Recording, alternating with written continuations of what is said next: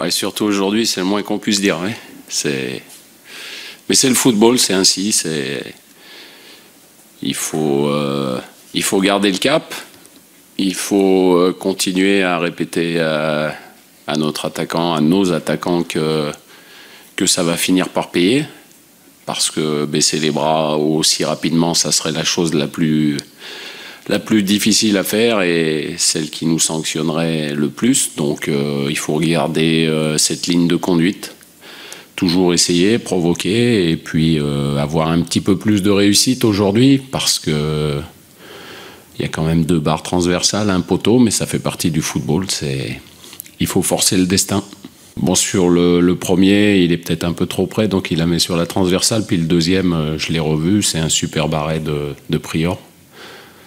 Voilà, bon, ça fait partie du football. Nous aussi, on a un très grand gardien, puisque quand on s'est découvert, on a laissé un petit peu d'espace et on aurait pu être sanctionné, même si sur l'ensemble du match, je pense qu'on méritait de l'emporter, mais il manque encore ce petit quelque chose. Alors, on est complètement dans le projet, on sait qu'on a de jeunes attaquants. Vous voyez aujourd'hui, par exemple, Bordeaux a joué avec Crivelli, il n'a pas marqué, mais ils savent que c'est un garçon de qualité. Nous, on doit faire avec Baptiste Guillaume, Serhou Guirassy et notre secteur offensif assez jeune. Et puis, il faut travailler et ça finira par payer.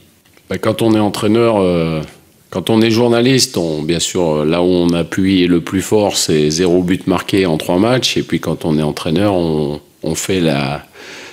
regarde tout et on se dit un but encaissé en 3 matchs contre le Paris Saint-Germain, Monaco et Bordeaux. Donc il y a une solidité défensive. Maintenant, je vous rejoins sur le fait de dire que offensivement, c'est pas assez. Il manque cette petite chose qui fera la différence et qui, pour l'instant, n'est pas là. Il manque cette justesse technique qui doit être beaucoup plus importante dans le dernier geste parce que c'est pas seulement le buteur qui est parfois mis en cause, c'est donner le ballon au bon moment. Donc c'est un cheminement collectif qu'il faut trouver le plus rapidement possible. Je pense que depuis qu'on vous répète le projet de Lille 2015-2016, c'est peut-être pas très clair. Donc je vais le répéter, il n'y aura aucun attaquant capable et confirmé de Ligue 1 qui viendra au LOSC parce que c'est comme ça. Financièrement, c'est pas possible, donc il faut faire avec. Ça a été annoncé, il faut travailler et oui. Mais moi, je fais confiance aux joueurs qui sont ici. Ils ont fait beaucoup d'efforts qui n'ont pas été récompensés, mais il faut continuer.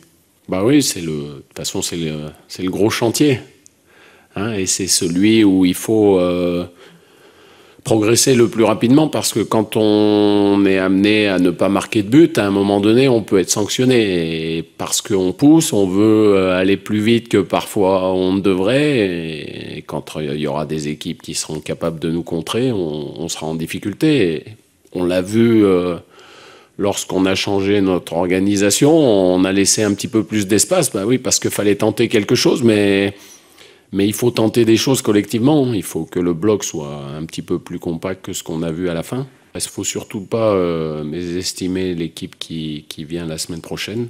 Ça serait la chose la plus irrespectueuse et le plus gros danger pour nous. Ce qui fait la différence en football, c'est le geste juste au bon moment.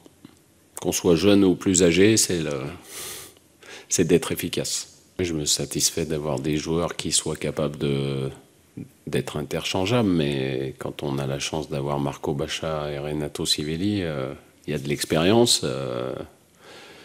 On s'aperçoit qu'on est capable d'être très dangereux sur les coups de pied arrêtés, donc c'est là où il va falloir être encore plus efficace. Voilà, donc si j'ai certainement répondu à votre question dans ma réponse.